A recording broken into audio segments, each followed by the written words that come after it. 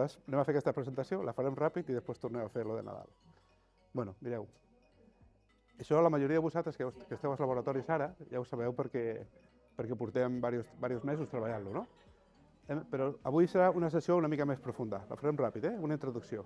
Si algú vol fer alguna pregunta, que em pari. La traducció l'ha fet l'Alba. Si hi ha una falla, li fotrà la culpa a ella. És broma. És broma, però la traducció l'ha fet l'Alba. Això ho diria en anglès, no? I anem a fer una mica d'explicació. Surten-la jo. Ja em fico aquí. És que per parlar fluix necessito estar aquí. Però bueno. Què és la intel·ligència? Complicat, I si és artificial més encara, no? Però mireu quina frase més xula ha ficat. Comenta-ho a la persona que tens al costat. Què penseu que és la intel·ligència? Ja està? Ja està? En sèrio? Per què? Sí, però bueno, és igual. Si després per això faré un tall i ja està. Sí. Si és perquè no puc... Vale, és que no... Bueno. La capacitat d'aprendre, adaptar-se, reaccionar a noves situacions. Això és una descripció com a tantes altres, vale? Home, Ivan, benvingut, company. I l'artificial, aquest rotllo que està tan de moda ara, disseny i estudi de sistemes que semblen demostrar que tenen un comportament intel·ligent. Semblen demostrar. Perquè si avui estigués aquí el nostre company Moisés, que va estar l'altre dia amb nosaltres, diria jo soc doctor en intel·ligència artificial, però això encara no existeix. Vull dir que és els principis, els albores. Cotxe sense conductor. Sabeu el Miquel, que tots el coneixeu, el Miquel, no? El Miquel ha estat 17 anys treballant a la Mercedes-Benz a Alemanya. I has tocat uns quants cotxes d'aquests que ja saben conduir bastant sols. Qui no té a casa un altaveu intel·ligent? Algú de vosaltres té un altaveu intel·ligent, un Alexa o un Google Home? Aixequeu la mà. 3? M'esteu enganyant tots. Tots teniu un, perquè cada telèfon, si és Android, té el Google Home, i si és allò que li preguntes a Google, i si és iPhone, té el Siri. O sigui que tots portem un altaveu intel·ligent al damunt, tots. Com de gran és la Torre Eiffel? Això no ho has traduït. Doncs és el que sigui. I després, qui fa anar a Spotify? Qui fa anar a YouTube? Tots i totes. Doncs Spotify i YouTube, quan us ensenyen les llistes de les coses que us agraden a vosaltres, és perquè diuen que fa amb intel·ligència artificial, no? Recomanació de continguts. I això ho fem anar cada dia, no? Tots els dies ho fem anar, no? Ara entrem a coses més xungues. L'interessant d'això és utilitzar la IA per resoldre problemes, no? Aleshores, de programadors aquí, crec que només tenim per ara un i mig, que és la Clàudia, que va ser alumne dels laboratoris durant diversos anys, ha fet 2 anys estat becada amb nosaltres, el Zazu, el Marc, qui més hi ha de programació? Home, l'Òscar, també el Didac, ja en som 5 de programadors, de gent que programi, o que sàpiga programar. Tota la vida, fins fa 40 anys o 50 que partim d'informàtica, els ordinadors feien anar informacions, no? Instruccions. Mou-te d'aquí a allà, fes això, fes no sé quantos, no? Tenies datos, sistemes tradicionals, instruccions, programació. Però ara, la IA funciona en un moment diferent, no? El que fan és que tenen quantitats enormes de dades, de dades que poden ser imatges, poden ser textos, poden ser datos de qualsevol forma, que formen un model. Un model és una quantitat immensa de dades que són capaços de fer prediccions. O sigui, intel·ligència artificial, quantitats terribles de dades, de molts tipus, que es fiquen a dintre i de sobte conformen un model, el que anomenem un model d'intel·ligència artificial. Hola? Hola? Estàs aquí? I això és el que és la IA. Anem a veure què més diu.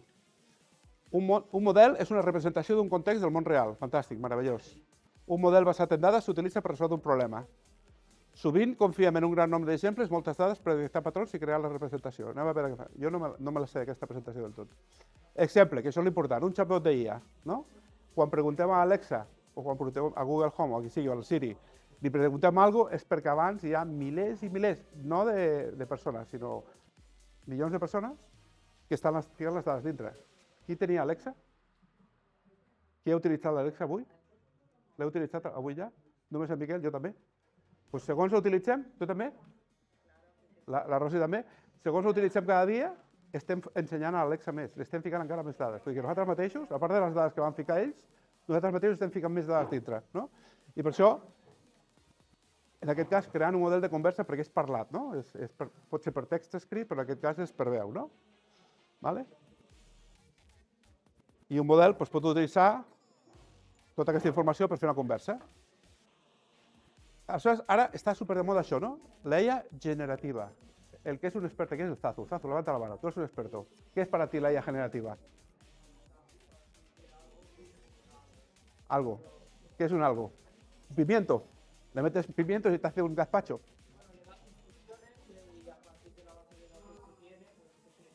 Fíjate que eso parece informática tradicional, tío. No parece IA lo que has dicho, ¿eh? Ya. Es complicado explicarlo, ¿eh? Pero bueno, lo que anomenen IA generativa són aquestes IAs que estem utilitzant tots, més o menys cada dia. Héctor, aquí. Aquestes són capaces de fer no només text, sinó també fan so, fan imatges, ¿vale? Fan text, fan vídeo. He utilitzat alguna d'aquestes de generar imatges. Com has fet els dibuixos del teu TDR? L'Alba aquesta setmana, i ja fa unes setmanes, s'ha presentat el seu treball de recerca, que és un llibre superbonic, i ho has fet amb una IA. Per què no surts un moment i ho expliques? Sí. On està l'altre micro? Dóna'm-el. Fica-la en rec.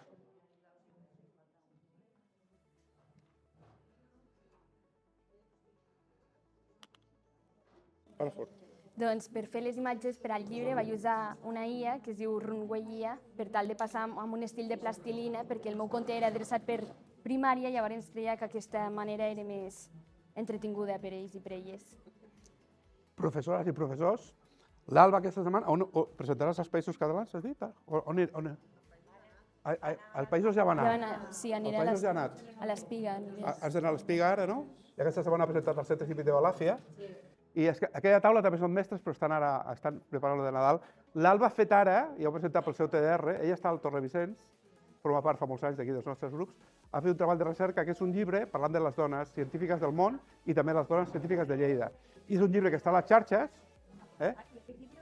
està a les xarxes, simplement es clica en un lloc i ja te surt a internet. És des de l'ordinador, des del tablet, del telèfon, també funciona el telèfon. Sí, també se pot obrir des del mòbil. També funciona des del telèfon. L'enllaç el trobareu a les xarxes de Dona Balàfia, perquè ho van publicar. Sí, ho vaig veure. A les xarxes de Dona... Precisament he conegut perquè ho vaig veure d'Instagram. A les xarxes de Dona Balàfia està l'adreça. Mireu-vos per les mestres, us interessa molt. I els mestres. Gràcies. O sigui, has fet la IA. Has fet anar la IA, de veritat. Veus? Un exemple pràctic. Vull dir que no és allò de que, per què serveix la IA generativa? No, l'Alba ha fet el seu treball de recerca i ha fet anar una IA determinada per fer les imatges.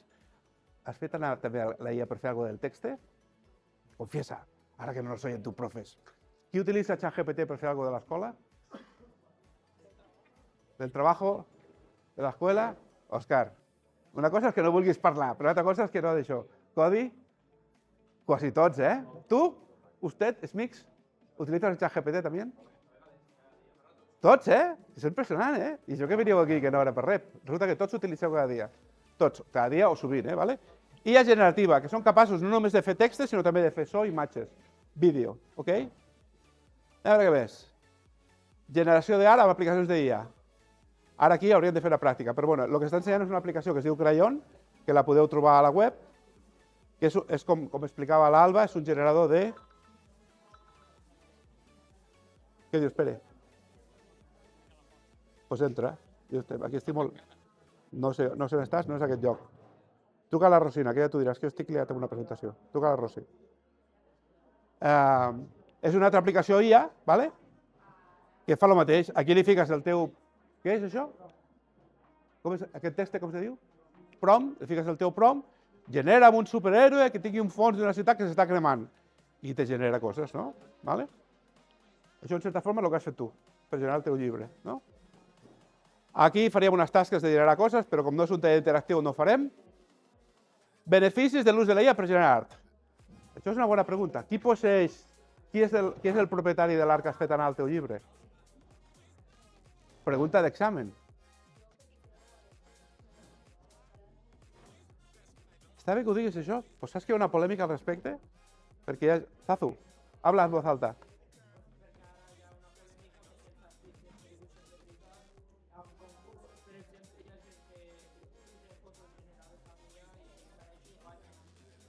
El problema de passar quin és, tots i totes, és que la IA ha estat formada, amb aquella imatge que dèiem que la IA es forma amb molta quantitat, ha estat formada amb dibuixos que ha fet altra gent.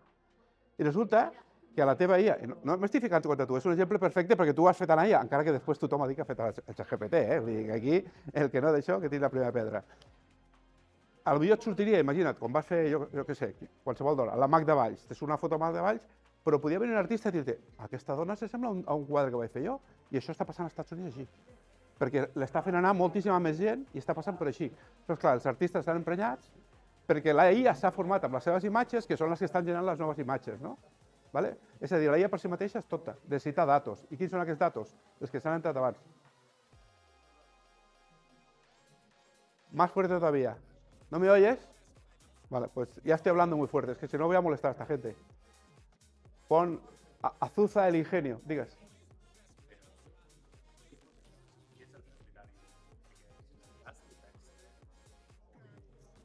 A veure, lo que diu l'Alba...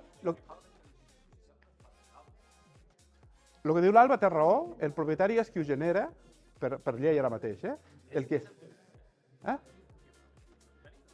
Sí. A no ser que te diguin específicament... No, és que pot haver IAs que diguin específicament que el que has produït amb això, el dret sigui d'un altre. Però tonto seràs de fer-les anar. Bueno, però el tema està en que normalment si tu fas una creació, la creació aquesta és teva, però hi ha tota la problemàtica aquesta de que com s'han creat aquestes creacions amb informació d'altres, a veure, quan ara el Marc va i li demana fes un poema per la meva nòvia que la vull enamorar aquest no sé quantos per Nadal, no? Això ho faràs, no espero, tio. El poema seu és possible que tingui paraules de qualsevol poeta conegut, perquè quan s'ha format a l'IA per fer poemes, se l'ha format amb altres poesies d'altres poetes, no?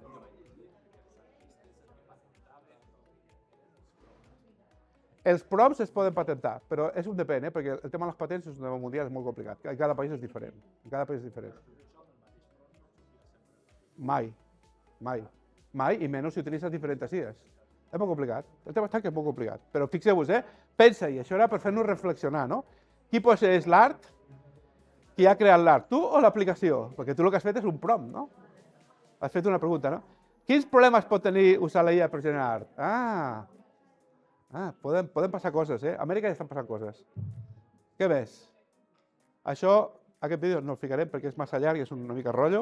Aquí ens expliquen bé les profunditats. Ens expliquen bé les profunditats de com se fa el tema de com aprenen les màquines, el que s'anomena machine learning, però no és el dia avui, perquè el que vull també és accelerar. Mireu, però sí que us puc explicar certes parts, no? Classificació. I ara us explicaré, a veure si sóc capaç de parar-ho en paraules normals. És una manera d'utilitzar l'aprenentatge supervisat per categoritzar dades. Un model de classificació assigna dades a una classe aplicada a etiquetes. És a dir, imagineu-vos, algú se'n recorda, Òscar, que no m'estàs mirant, als laboratoris hem fet, Marc Banyeres, hem fet una aplicació fa 2 o 3 anys que identificava malalties de pomes. I per fer això vam ficar milers de pomes dintre del programa. Aleshores, el que fas és que tu li passes etiquetes a la IA, els datos aquests que li entres, i dius, això és una taronja, això és un plàtan, això és una poma, però no li fiques una, li fiques milers. De tal forma que la IA, quan té aquests datos que dèiem al principi, comença a aprendre-ho.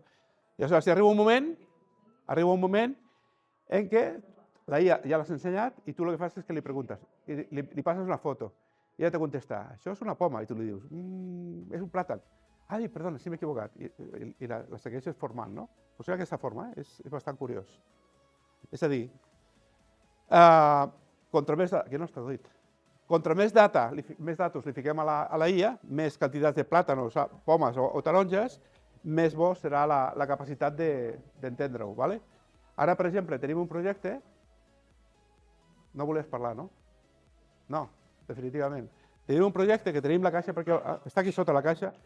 Te recordes de lo del Phoenix AI? Series capaç d'explicar-ho? Series capaç? Ara va salir el vídeo. Tenim un projecte que ho farem, ho estan fent els informàtics, que és per identificar gallines.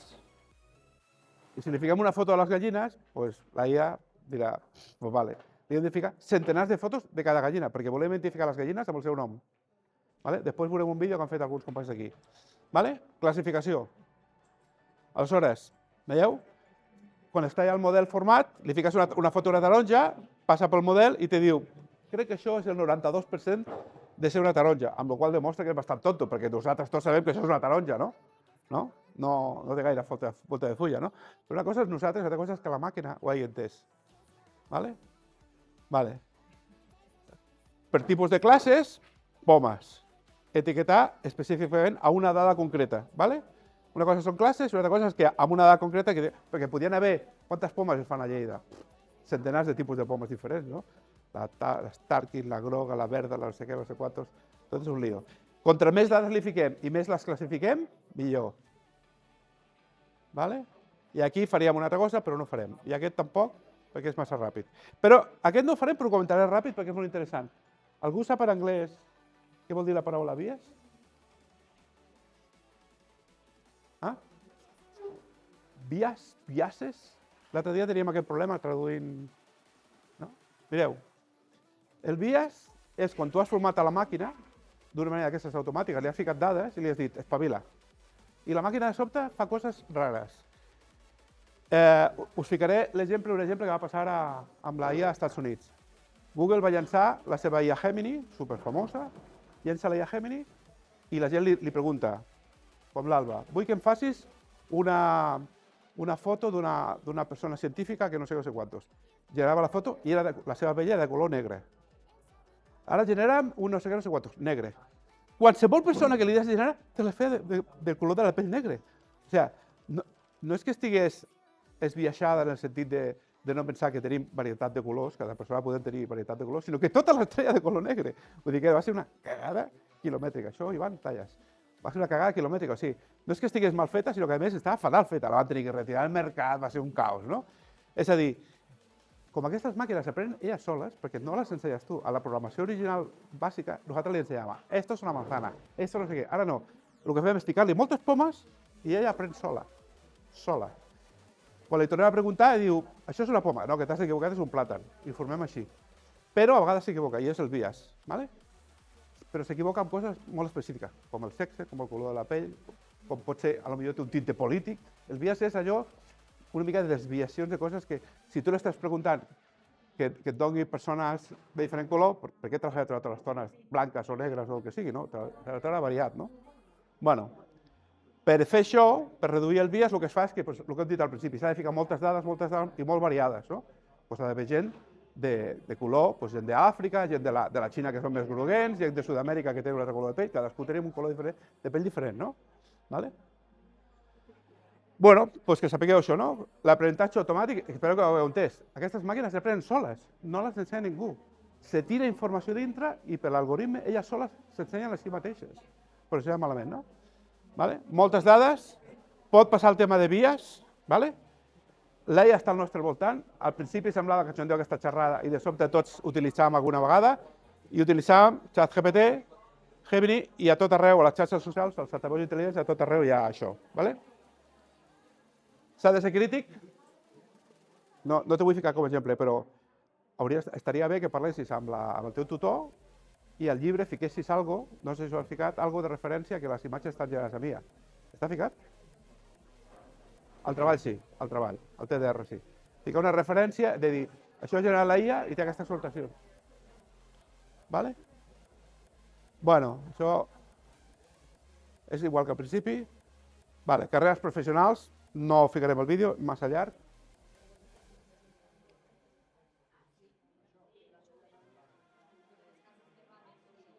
I bueno, anem més ràpids. Mireu, el que hem fet durant diversos mesos, i molts de vosaltres heu col·laborat, hem fet diferents events parlant d'això, no? La Raspberry Pi, ara vull que surtis tu, Didac, ja pots sortir. Ara el Didac us farà una demostració. Hem muntat una sèrie d'experiències en la Raspberry Pi, simplement espera't allà per aquest costat. Hem muntat una sèrie d'experiències en la Raspberry Pi. Hem muntat un kit d'intel·ligència artificial damunt, això ho ha fet el Didac i l'Òscar. No, ell no parlarà, encara. No parlarà. I un dels models que més s'utilitza és aquest que es diu YOLO, que el que fa és detectar... Això està... Filip, ¿has venido a casa caminando o has venido en autobús, no? Has salido de tu casa hasta el bus, has cogido el bus y has subido caminando. ¿Cuántas cámaras de seguridad crees que te han visto esta mañana a ti? Dime un número. Por lo menos. O sea, estamos todo el día controlados por cámaras de seguridad. Aquí en el parque hay cámaras. Según subías por el parque hay cámaras. En entrar al parque hay cámaras. En el autobús hay cámaras. Lo sabéis, ¿no? Hay cámaras en autobús. De tu casa, que no sé dónde vives, hasta el autobús hay cámaras. Es decir, todas las cámaras, todas, Tazu, todas las cámaras del mundo funcionan con este software. Un sistema de detección de personas, cosas o incluso caras, que es el gran problema, ¿vale? Ahora lo vais a ver funcionando, que es lo que lo está preparando Didac. Y bueno, hicimos este montaje, ¿no? Lo hicimos en la feria. ¿Os acordáis? Parece esto que es prehistórico, ¿no? Iván, aquí vas a comenzar tú, ¿no? Ahí estaban todos, Alba. Aquí estábamos a la fila detectando las cosas. Y aquí estaba el mono. ¿Era el mono? No, aquí era el Freddy. ¿Dónde está Freddy? ¿Eres tú, no, Freddy? ¿No eres tú? Este pelo de aquí, esto no es el mono. El mono Iván se mueve de otra manera. I vam ficar en marxa el gos robòtic, no?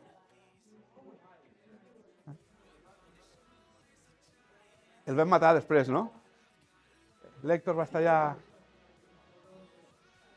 L'Héctor va estar allà a veure si el revivíem, no?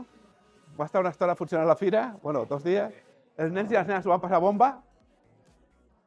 No se'n recordeu? Quan va venir a aquest col·le, què feien els nanos aquí?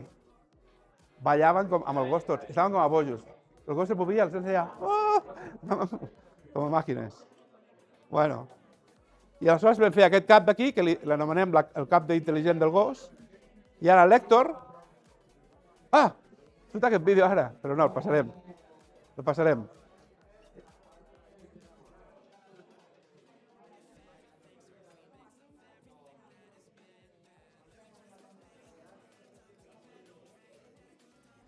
El gos se va a morir. Es el gos de Imbelon, ¿eh? Se murió. El Mark intentó revivirlo, tampoco. Cara de se ha muerto el perro. Y esto ya fue en el Death Fest de la semana pasada.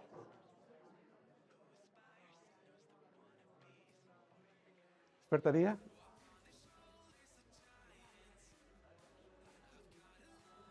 I el projecte que us deia Fènix AI.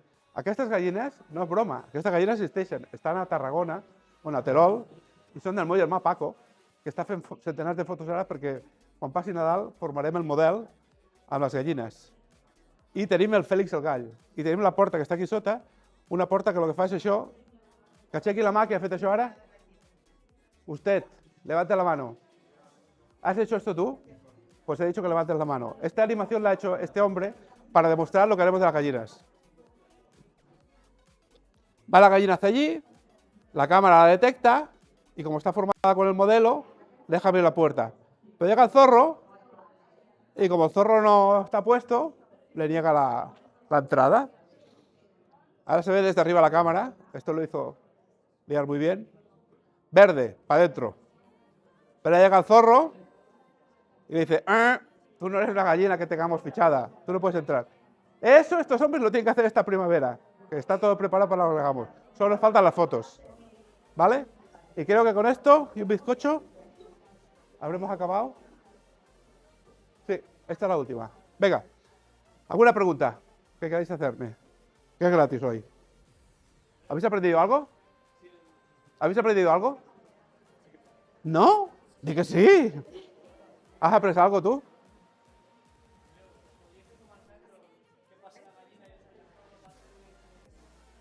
¿Directe?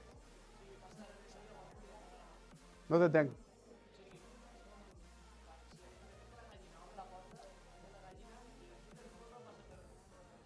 Això per fer-ho cachondeo. Li dius al dia que faci l'animació. Es tracta de que la porta... Sí, podia passar, sí. Sí. I això, si som capaços, ho ficarem en marxa. I farem el vídeo d'aquí 8 mesos, 8 mesos, ensenyem el vídeo, perquè clar, esperem que vingui la primavera. Ensenyem el vídeo de com estarà la càmera muntada, estarà el model fet, És que mon germà estava fent les fotos de les gallines i va ser quan va començar el diluvi, a fa un mes i pico. I estan les gallines totes així, amb el pèl, com el Jan esta mañana, sí. I diu, no puc fer les fotos perquè semblen uns altres animals. ¿Vale? Es una buena pregunta, pero entonces las gallinas no salen fuera. Estaban fuera porque las pilló la tormenta fuera. No salen, se quedan en su cubierta. ¿Alguna pregunta más? Va, que el Héctor tiene mucha prisa por ese cerdo de Navidad, lo cual me gusta. ¿Voleu alguna pregunta més? Doncs ara, només falta un segon, connecta ara connectem la Raspberry i veureu el tema del YOLO, ho veurem en directe. Va.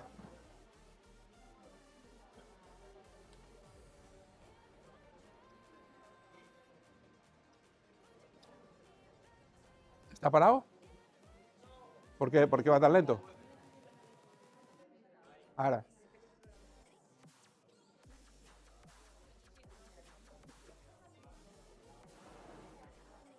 Núria, t'està detectant el sistema, eh? Mira, mira, mira.